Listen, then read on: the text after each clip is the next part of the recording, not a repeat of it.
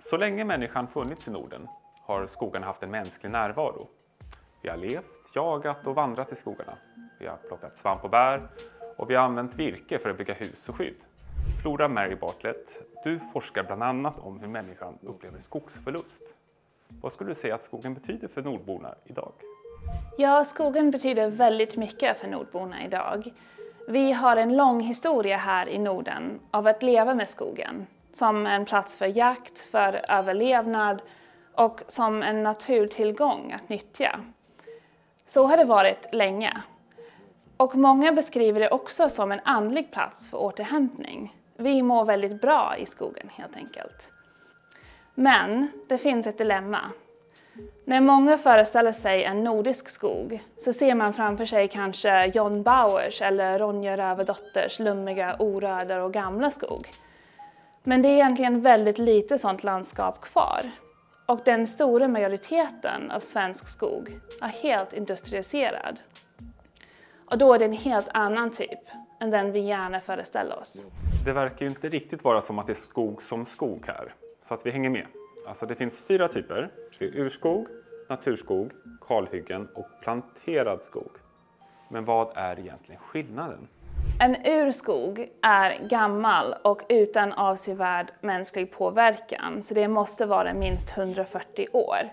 Och det finns bara 0,3% av urskog kvar i Sverige som är i naturreservat till exempel. Sen finns det så kallad naturskog och det har brukats men den börjar återhämta sig efter människans påverkan. Och sen å andra sidan finns det kalhyggen och det är en plats där nästan alla träd har tagits bort. Och efter det kommer en produktionsskog eller planterad skog där massa små plantor har satts tillbaka på en kalhygge som en odling. I Sverige så är det 75% så kallad produktionsskog som huggs ner och planteras om efter ungefär 80 år. Och 25% av skogen i Sverige är den här naturskogen som är egentligen i riskzonen att ersättas med planterade träd istället. Och om vi fortsätter i samma takt så kommer naturskogarna att försvinna på 2070-talet. Utställningen Nordbor tar ju sin start i 1500-talet.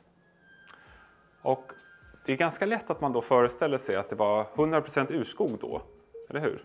Men hur låg det egentligen till, Flora? Ja, innan 1500-talet var det mer vardaglig användning av skogen. Och trots att många tror att industrialiseringen började i 1800-talet så såg vi faktiskt början under 1500-talet när vi började driva gruvor och järnbruk. Och sen under 1700-talet så ingick skogen i naturens ekonomi där man såg naturen mer som en oändlig källa för människans exploatering. Och det fortsatt in i 1800-talet men ökade i skalan och då hade skogen blivit allt mer som en industriell resurs i sågverksnäringen. Och sen under senare delen av 1900-talet så fick skogsindustrin stark kritik som var särskilt kopplad till miljörörelsen på 70-talet. Och efter det så började ett nytt sorts skogsbruk där fokus låg på produktion och hållbarhet. Så skogen skulle avverkas och användas till biomassa som är bränsle från skogen i det som kallas rationellt skogsbruk. Men det där har fått ökande kritik idag och anklagelser om greenwashing eftersom det har blivit fler kalhygge och monokulturer som betyder samma sorts träd och med samma ålder. Men nu börjar industrin diskutera hyggesfria metoder och mångbruk där skogen får stå kvar och bara vissa träd tas ner. Och detta kan vara en vändpunkt nu när stora aktörer inser behovet av andra sätt att använda skogen i framtidens Norden. Men det vi ska komma ihåg är att skogen är begränsad och tar lång tid att växa tillbaka. En tall kan vara 800 år till exempel och den äldsta i Sverige är 750 år. Så ett träd som planterades i början av 1500-talet när utställningen börjar skulle idag vara 500 år gammal och det är inte ens den äldsta i Sverige. Men idag huggs granen ner när de är mogna, det vill säga när de är kring 80 år gamla. Oj, ja det låter som att det är väldigt, väldigt långa tidsperspektiv vi pratar om här för att få en naturskog igen. Men samtidigt, mycket av Sveriges och Finlands välstånd bygger ju på den här skogsavverkningen. Mycket av det vi har sett i utställningen redan om hur samhället har vuxit fram har ju att göra med att vi har haft resurser. Att kunna ha en bra sjukvård till exempel. Är inte det här ett pris som vi kanske bara måste betala? Ja, skogen har varit väldigt viktigt i industrialiseringen. Men nu finns skogen i ett kapitalistiskt system där vi ska avverka mer och mer i större skala för att ge mindre och mindre vinst. Där priserna är låga och kostnader är höga. Och det vi förlorar är mångfalden. Vi påverkas av en förstörd natur eftersom vi är en del av den. Och ur mitt perspektiv måste vi därför ta ett aktivt val i vår gemensamma framtid. Sen är det också en fråga om just forskning och skogsindustrin. Lisa Röstlund har beskrivit hur nära de är med varandra och hur forskning påverkas av industrins intresse. Så mitt perspektiv är därför kritiskt kring röster om mer produktion och att skogsindustrin uppväger andra intressen. Till exempel allmänintresse, naturen, renskötarens intresse och så vidare. Och det är svårt att jämföra alla perspektiv när det finns intressekonflikter kring just forskningen.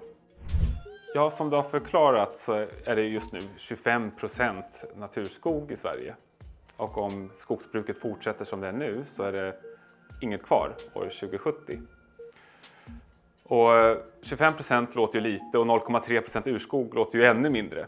Men samtidigt, när man reser genom Sverige, kanske med tåg eller med bil och ser sig omkring, alltså det är ju inte som att det råder någon brist på träd, eller hur? Ja, det påstås ofta att vi aldrig har haft lika många träd som idag. Men är skogen bara ett träd? En skog är en hel miljö som är en plats med många olika djur och växter och insekter och svampar och bär och kulturella betydelser för oss människor också. Det som planteras efter nedhuggning blir en monokultur, där det bara finns gran eller tall och när alla har samma ålder, där det inte trivs så många olika djur eller andra arter. Där jorden kämpar också, utan de komplexa nätverk av svamp och djur som trivs tillsammans. Och egentligen är det så att de vidsträckta vyerna av orörd skog krymper varje år. Som alla vet så befinner vi oss mitt i en klimatkris just nu. Och här kan ju skogen hjälpa till, för den bidrar ju med varor och produkter som kan ersätta andra mer klimatpåverkande produkter som till exempel betong eller plast. Så man skulle ju kunna argumentera för att vi genom att istället använda skogen maximalt så underlättar den här omställningen. Ja, vissa träprodukter binder kol och kan ersätta betong i till exempel byggbranschen. Och sen finns det forskare som berättar att kol binds i stockarna också och nya träd kan växa upp igen på samma plats. Och forskare hävdar också att biomassa som är bränsle från skogen är bra för klimatet eftersom träden växer tillbaka igen efter de huggs ner. Andra argumenterar att skogarna binder kol själva om de får stå kvar, särskilt urskog och gammelskogar. Och att när skogen kalavverkas så läcker marken faktiskt växthusgaser. Så det är verkligen ingen vetenskaplig konsensus angående det här. Och det beror helt enkelt på produkter också. Det är bara 22% av skogsprodukter som är långvariga som stockar. Och andra är engångsprodukter som slängs eller förbränns efter användning. Till exempel mjölkpaket eller toapapper. Och sen finns det forskare som säger att de här engångsprodukter och träflis till exempel är biprodukter från skogen. Och det är ett sätt att använda allt. Så det kanske är en balans. Att använda träprodukter är bra. Så länge tillräckligt många träd får stå kvar och fortsätter binda kol. Och kanske så länge det inte blir allt för många kalhyggen som förstör hela miljön och de andra som befinner sig i skogen. Jag skulle vilja prata lite om det här med klimatkompensation. För det är ju ganska vanligt att företag erbjuder att plantera träd till exempel i utbyte mot att man köper deras produkter. Och så på så vis så kompenserar man ju för klimatavtrycket som produktionen medfört. Hur ser det ut där? Ja, klimatkompensation blev väldigt populär som ett sätt att hantera individernas utsläpp. Och visst låter det väldigt bra med att företag planterar 10 träd så att du kan flyga någonstans. Men det har kommit allt mer kritik mot dessa initiativ. FN-panelen IPCC pekar på risken för att systemet står i vägen för riktiga lösningar och att det kan leda till ökade utsläpp också. Och när företag påstår att de planterar 10 träd så argumenterar andra att hälften tas bort som inte trivs. Så i slutändan så finns det kanske 1 eller 2 träd som står kvar. Och det kan vara fel sort. Ett träd som inte passar där det planteras eller som förstör lokala skogsrelationer. Du har ju beskrivit nu att Norden skulle kunna vara helt utan naturskog år 2070 till exempel. Hur skulle ett sådant samhälle se ut som inte har den här typen av skog, tror du? Jag tror att Norden skulle bli en riktigt tråkig plats utan urskog eller naturskogar. Tänk dig att alla skogar består av 1 eller 2 sorters träd med samma höjd och samma ålder och färre djur och färre växter. Alla skogar skulle bara bli människans resurs istället för att andra arter eller aktörer får också bo kvar där de trivs. Och det skulle påverka oss också. Vi skulle förlora möjligheten att vara i dessa vackra skogar och uppleva de mycket äldre träd och rika miljöer och många djur och växter som gör skogen.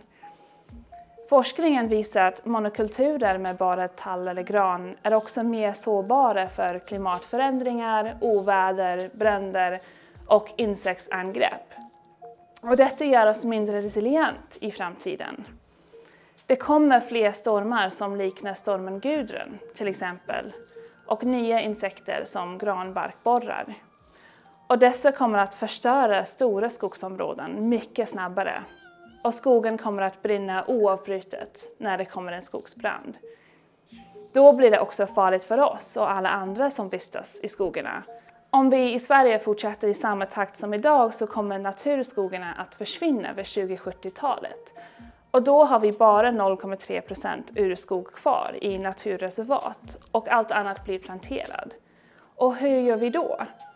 Då vandrar vi i monokulturer utan biologisk mångfald. Det vill säga utan en mängd olika djur och växter och insekter och fåglar i skogen. Och då skulle vi behöva försöka plantera blandskog med olika åldrar. Men vi kan inte återskapa naturskogar eller urskog direkt igen. Det tar hundratals år för dem att växa